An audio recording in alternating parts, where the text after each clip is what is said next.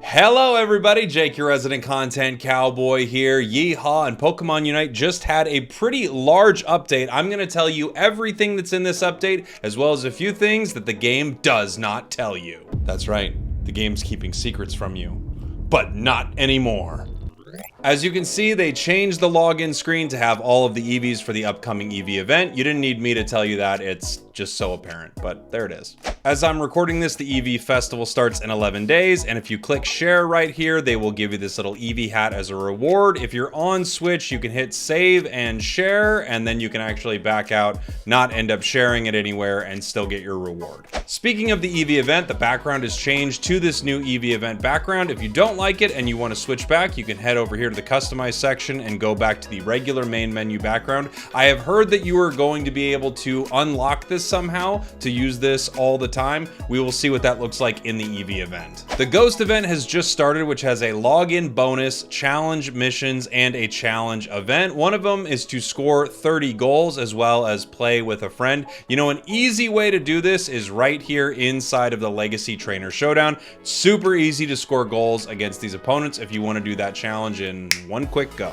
We have some interesting balance changes in Pokemon Unite, which I'm going to go over, and a few things that they didn't tell you about, as well as some changes to the map that they did not mention in their update. Going through balance quickly here, Comfey is as advertised, nerfed in multiple areas. Espeon received a small damage nerf to its Psyshock, actually pretty decent nerf for this Pokemon, but it's still very good. Lapras received a nerf to its Water Pulse, but from playing it a lot, I would say it's still definitely the move to go with. Scizor got some very nice buffs, but it's still fighting into a lot of special attackers. Goodra also receiving some nice buffs. Now its Dragon Pulse heals for almost 40% of its HP, depending on how low you are. Glaceon got buffed and is the new most powerful Pokemon in the game, probably. It's right up there. It's unbelievably insane with its Icicle Spear build. Cinderace got some buffs, and I'm sure you noticed Pyro Ball getting buffs as well as Faint, but did you know that the Unite move not only has a lower cooldown, but is now unstoppable? Something they did not tell you in the patch notes.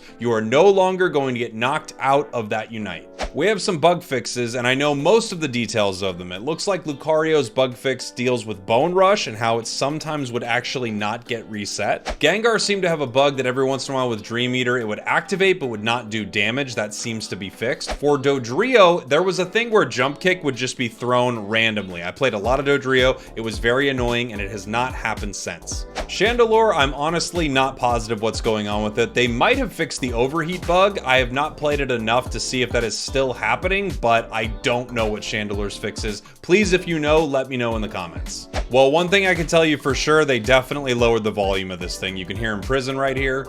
Not even close to as loud in the Unite move. I mean, it's way lower.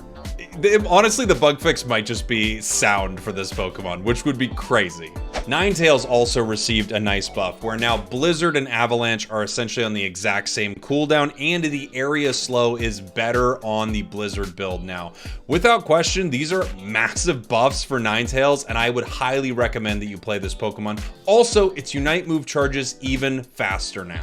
Let me show you this Alolan Ninetales in action really quick. Blizzard and Avalanche now on the same cooldown timer, so you can throw them back to back, and they will be back right at the same time, essentially. There are also two ways to use this combo. You can throw Avalanche first, or you can throw Blizzard first. Either way, you're able to get the same sort of combo where you create this area effect of damage. A lot of players prefer Blizzard first because it's a little easier to catch your opponents. Let me show you two cool things with the Unite move as well. A nice combo for it is to hit with the Blizzard Avalanche and then just right into the Unite move so you get the extra freeze damage. And something the Unite move does, just like Blastoise, is you can cast it and then eject button to move yourself further, trying to get closer to the enemies. So just something to notice with this nice big bursty Unite. I really like a cast right into it, boom, Unite move right away. That way you can possibly get the enemies when they're frozen.